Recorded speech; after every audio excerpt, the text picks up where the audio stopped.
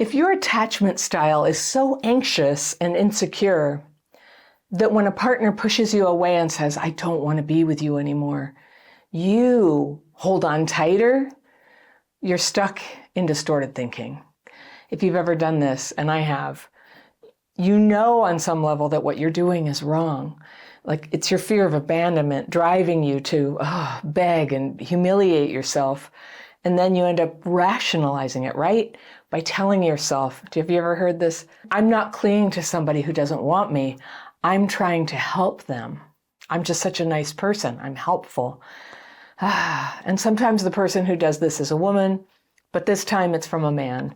And I'll call this guy Aaron. And he writes, would you be able to provide clarity on this breakup? What am I missing, he says. All right, I've got the fairy pencil. I'm going to go through and circle things that I want to come back to on a second reading. But let's go through and hear what the story is here with Aaron. He says, I dated this amazing woman who's 38, I'm 33, for just over 2 years. The relationship was off and on a few times and was mainly her leaving, but then coming back after I chased her, or she'd come back just on her own. I thought I was being supportive and understanding, but each time we'd get back together, things would seem to be going well until suddenly they weren't. She's been diagnosed with CPTSD from childhood trauma and being in narcissistic relationships in the past. Knowing that, I tried to be extra careful. We had a deep sense of connection with each other, and we're making plans for the future together. This is the first time in both our dating lives where we were actually best friends too. She would even tell me how nobody has ever shown her respect and love like I did. However, she would flip it then and say that I wasn't being consistent. I can only speculate now that I think it was because I felt like I was playing a guessing game and we did not communicate our needs enough. She was not getting help for her trauma and tends to make herself super busy. She has no real support and self-isolates, no close friends or family, which I have come to learn is from her CPTSD. She wouldn't go to therapy with me so we could figure this out as the struggles continued to grow, and said things like, I just need to listen to her and that a therapist will just tell me the same. I had been trying to listen, but I felt like I was always missing something and coming up short. I know I'm not perfect, which is why I suggested couples therapy so we could understand and work through these problems. This time it seems to be final though, and I'm truly devastated. She says that I was not there for her emotionally, which was a recurring issue the whole time, and each time the issue came up, I'd ask her to please tell me what I can specifically do to show up for her and help her feel safe. Her response was that I should just know because it's the bare minimum. It's been 6 months now since we broke up, the longest period we've been apart. And after she told me to come get my stuff in a box on the porch, I figured it was pretty much over for good now, so I blocked her on social media. I was so emotionally exhausted at this point that I couldn't bear to see her anymore. Her response was then to put on her social media, I always asked God for protection, but little did I know I was dating the weapon formed against me. The weapon formed against me. I only found out through a mutual friend that asked what the hell happened. I genuinely love this woman and was trying so hard just to be there for her. But I am aware that this isn't right, but I often found myself apologizing for things and didn't exactly know what I had done wrong. I feel like such a terrible person for not being able to figure out how she needed me to show up. Even now, if she ever reached out and needed something, I'd drop whatever I'm doing and go help. I lost my best friend and lover, and it's so hard.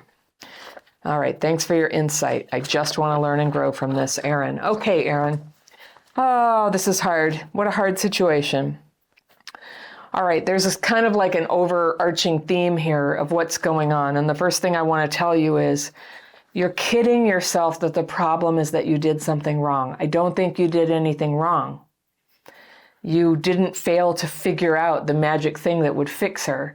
And I'm hoping like the minute I say that, you're like, oh yeah, crappy childhood fairy is always reading letters from people who think they can fix another person, and it's just wrong. You can't fix another person. It's hard to tell what's going on with her, but one thing I know is she's just not into you. She's not into you, Aaron.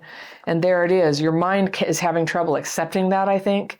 And so you're just thinking, no, I made a mistake in understanding what she was saying. The communication wasn't right. But I don't think that's what it is. The communication is there in her leaving. And she had left several times. And I think, I would say in a weird way, when you don't face reality, when somebody treats you badly like this, I mean, she just did what she did, but you kept taking her back after she just kept demonstrating that she would leave without even being able to clearly tell you what the problem was or what she wanted. It sounds to me, I'm just going to speculate here. I'm not a therapist, as you know, but I don't think anybody could know what's in another person's heart. She didn't write to me, but I just don't hear a lot of evidence that she was into you and committed to you and willing to work through hard things with you. So the problem was there. The thing that prevented it from being a strong relationship was there. But one thing that you were doing that does sort of match like you weren't there, when you're trying to people please somebody, which is what this is, you're like, I would help her. Why couldn't I figure out how to fix her? You're people pleasing. And you're in a loop there. It's not a real thought. It's a delusion that the problem is that you haven't fixed her properly. And when you're doing that, you're not there. You're not there. I'm not saying it would have worked with her. It just sounds like she's got issues beyond what anybody could have dealt with there. It's so sad too, right? Because just because we have trauma wounds doesn't mean we don't have all the love in our hearts. We fall in love just like anybody. We want to be loved just like anybody, but we have this weird judgment that'll make us think that somebody who treats us badly is really the one, and we just screwed it up by not realizing the thing that we were supposed to fix.